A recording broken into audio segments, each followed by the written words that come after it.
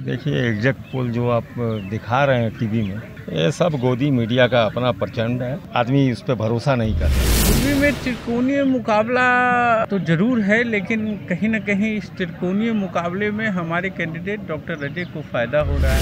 Survey report जो देखे हैं हम लोग, जो पोल दिखाया जा रहा है, उससे देख के एक ही चीज, सुबह 7 बजे बाबा जी लोग आते हैं और जो कुंडली का वाचक होते हैं, जो बताते हैं, उसमें कुंवारा लड़का भी फोन कर देगा कि मेरा कुंडली देख के बताइए, तो उसको वो बोलेंगे कि पुत्र रत्न की प्राप्ति होगी। वो सोच में पड़ जाता है, ब्याह तो हुआ ही नहीं, पुत्र कहाँ से होगा। शिवशंकर सिंह जी भारी मतों से जीत रहे हैं, क्योंकि इस बार वंशवाद के साथ साथ बड़े से बड़े जो दिग्गज नेता प्रचार प्रसार के लिए यूपी से, उड़ीसा से, ना जाने कहाँ कहाँ से आए हैं। अब समझ लीजिए कि उनका प्रत्याशी का क्या हाल होगा। अमित शाह जैसे दिग्गज नेता, तो आप इससे अंदाज़ा लगा सकते हैं कि बीजेपी के इस बार के जो पूर्वी विधानसभा के प्रत्याशी हैं, दूर दूर तक कहीं भी नहीं है।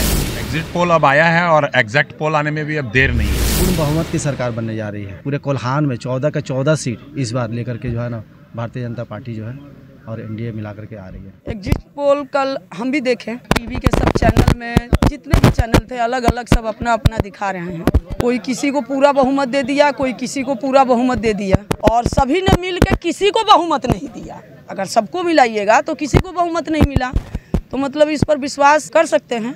ये जो सर्वे रिपोर्ट जो देखे हैं हम लोग, जो पोल दिखाया जा रहा है, उससे देख के एक ही चीज, सुबह 7 बजे बाबा जी लोग आते हैं और जो कुंडली का वाचक होते हैं, जो बताते हैं, उसमें कुंवारा लड़का भी फोन कर देगा कि मेरा कुंडली देख के बताइए, तो उसको वो बोलेंगे कि पुत्र रत्न की प्राप्ति होगी। वो सोच में पड़ जाता है, ब्याह तो हुआ ही नहीं, पुत्र कहाँ से होगा। तो ये एग्जिट पोल वैसे ही है।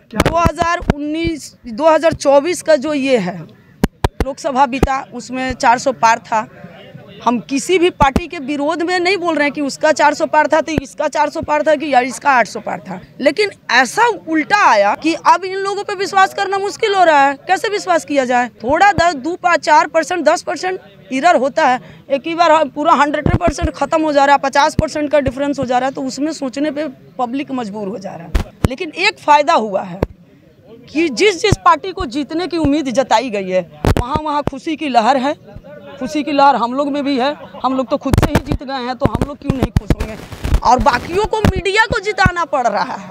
हम लोगों को हम लोगों में मीडिया का कोई चर्चा उर्चा नहीं है। हम लोग अपने कर्म पे, कार्य पे, आज जिस परिस्थिति में हम लोग आएंगे उसमें खुश हैं, और उसी में हम लोग कार्य करेंगे, संघर्ष करेंगे।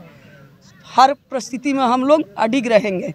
हम लोग को मीडिया खुश नहीं किया है, मीडिया के खुशी की तरफ से हम लोगों को कोई खुशी मिला नहीं है, लेकिन जिस जिस पार्टी को मीडिया की तरफ से खुशी मिला है, उसके लिए मीडिया का बहुत बहुत धन्यवाद कि कम से कम कुछ दिन, कुछ पल और कुछ रात के लिए खुशी तो दिया गया, तो खुश हैं। उस खुशी को देख के हम भी खुश हैं। सब अंदर अंदर से बड़ी राहत फील हो रहा है। बस 2 दिन शेष बचा है सबको साफ होने में।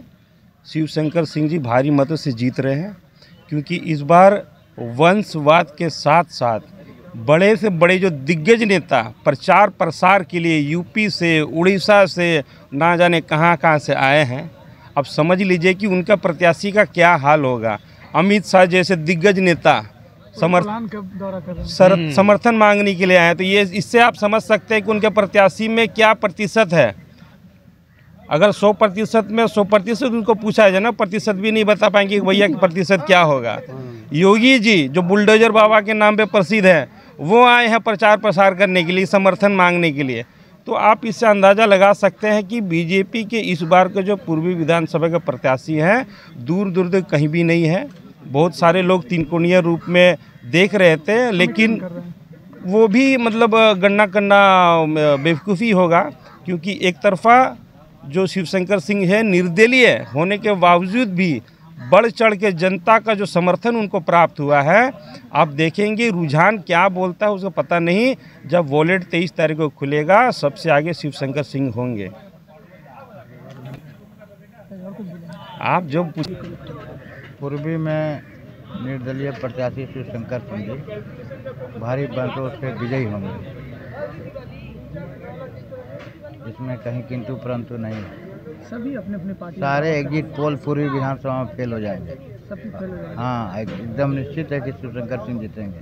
सभी पार्टियां दावा कर रही है। दावा करने से करने दीजिए, लेकिन यहाँ दावा आपका फेल इसलिए हो जाएगा सभी पार्टियों को। पूर्वी में क्या लगता है, 3 त्रिकोणीय मुकाबले में? पूर्वी में त्रिकोणीय मुकाबले हैं, लेकिन जनता का विश्वास शिवशंकर सिंह जी के प्रति दिए हैं और इसका आपको 23 तारीख को आने वाला रिजल्ट में पता चलेगा।